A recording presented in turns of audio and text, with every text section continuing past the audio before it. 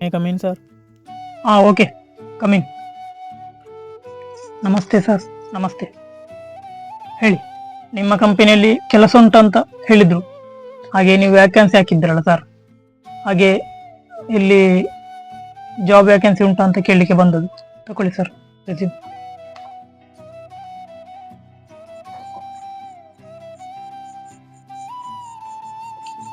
Tell me yourself please. ನನ್ನ ಹೆಸರು ರವಿರಾಜ್ ಅಂತ. ನಾನು ಪಡೀಲ್ ಮಂಗಳೂರಿಂದ ಬಂದದ್ದು. ಡಿಗ್ರಿ ಬಿಕಾಮ್ ಕಂಪ್ಲೀಟ್ ಆಗಿದೆ.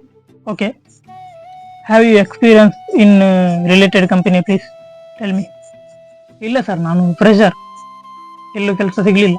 ಫ್ರೆಶರ್, ನೋ ಎಕ್ಸ್ಪೀರಿಯನ್ಸ್ ಇಲ್ಲ ಅಂದರೆ ನೀವು ಈ ಕಂಪನಿಯಲ್ಲಿ ಹೇಗೆ ಕೆಲಸ ಮಾಡಲಿಕ್ಕೆ ಸಾಧ್ಯ? ಎಕ್ಸ್ಪೀರಿಯನ್ಸ್ ಇಲ್ಲ ಫ್ರೆಶರ್ಸ್ ಅನ್ನು ನಾವು ತಗೊಳ್ಳೋದಿಲ್ಲ. ಅದು ನಿಮಗೆ ಕೆಲಸ ಮಾಡಲಿಕ್ಕೆ ಆಗಲ್ಲ ಎಕ್ಸ್ಪೀರಿಯನ್ಸ್ ಇಲ್ಲ ಅಂದರೆ. ಹೌದಾ ಸರ್, ಬೇಕೇ ಬೇಕು ಎಕ್ಸ್ಪೀರಿಯನ್ಸ್. ಫ್ರೆಶರ್ಗೆ ಕೆಲಸ ಇಲ್ವಾ?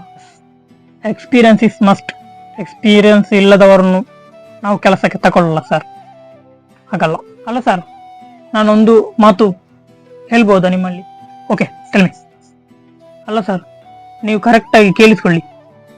ನೀವೆಲ್ಲರೂ ಫ್ರೆಶರ್ಗೆ ಕೆಲಸ ಇಲ್ಲ, ಎಕ್ಸ್ಪೀರಿಯನ್ಸ್ ಆಗಬೇಕಂತ ಹೇಳ್ತಾ ಹೋದ್ರೆ ಫ್ರೆಶರ್ಗೆ ಕೆಲಸನೇ ಸಿಗಲ್ಲ.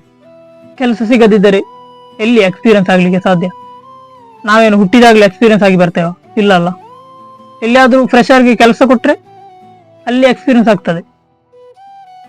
ಬಟ್ ನಾವು ಎಕ್ಸ್ಪೀರಿಯನ್ಸ್ ಇಲ್ಲದವರು, ಕೆಲಸನೇ ಯಾರು ಕೊಡದಿದ್ದರೆ ನಮ್ಗೆ ಎಲ್ಲಿಂದ ಎಕ್ಸ್ಪೀರಿಯನ್ಸ್ ಆಗಲಿಕ್ಕೆ ಸಾಧ್ಯ? ನೀವು ಹೀಗೆ ಎಕ್ಸ್ಪೀರಿಯನ್ಸ್ ಅಂತ ಹೇಳ್ತಾ ಹೋದ್ರೆ ನಿಮ್ಗೆ ನಿಮ್ಮ ಕಂಪನಿಯಲ್ಲಿ ಜನನೇ ಸಿಗಲ್ಲ. ಮತ್ತೆ ಯಾರು ಕೂಡ, ಎಲ್ಲರೂ ಫ್ರೆಶರ್ಸ್.